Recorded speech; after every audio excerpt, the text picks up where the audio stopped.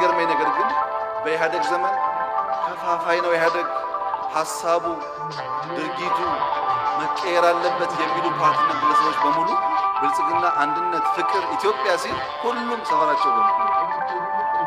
ሰፈራቸው ገቡና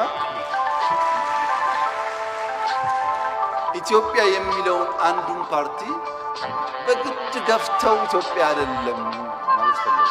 እኛ አንድም ቀን ከኢትዮጵያ አንድነት፣ ከፍቅር፣ ከይቅርታ ውጭ አስተምረን ተናግረን ሰርተን አናቅም።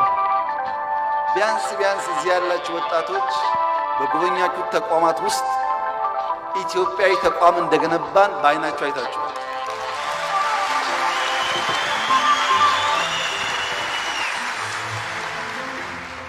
እነዚህ ኃይሎች ለካ ኢህአደግ እያለ ከፋፋይ ነው ትክክል አይደለም ያሉት ስልጣን ፍለጋ ነው እንጂ ውስጣቸው አልነበረም ያሰብ።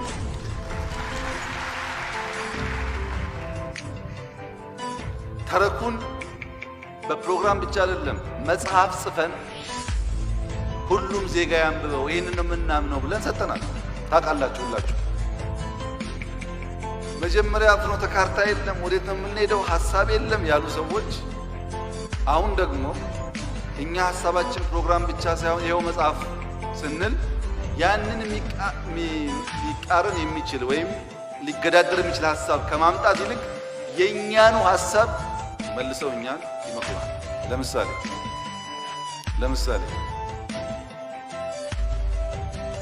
ለምሳሌ ሁሉም ፓርቲ ይጋበዝና በውይይትና በንግግር የኢትዮጵያ ነገር ይፈታ ብሎ ይመክሩናል። እኛ ሁሉም ፓርቲ ጋብዘን ገብተው አንዳንዶች ስልጣን ይዘው አንዳንዶች እንዲህ ብሎ ጫካ ገብተው በአይናቸው እያዩ እንደ አዲስ ጋብዙናል። ሞክረነዋል።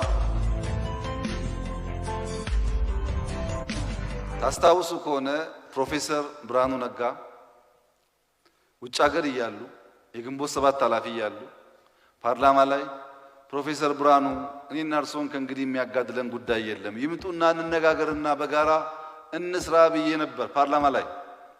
ፕሮፌሰር ብርሃኑ እዛ የትምህርት ሚኒስቴር ናቸው።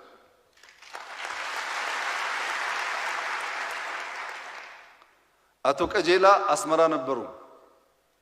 ኦነጎች ባካችሁን ይበቃናል፣ ኑ ግቡ፣ ተወያይተን እንስራ፣ ከእንግዲህ ውጊያ አያስፈልግም ስንል አቶ ቀጀላ አስመራ ነበሩ። አሁን ሚኒስቴር ናቸው።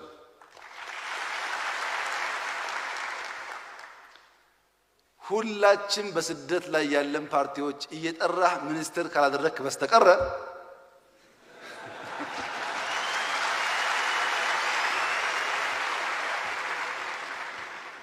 የነዚህን ጉዳይ አንቀበለውም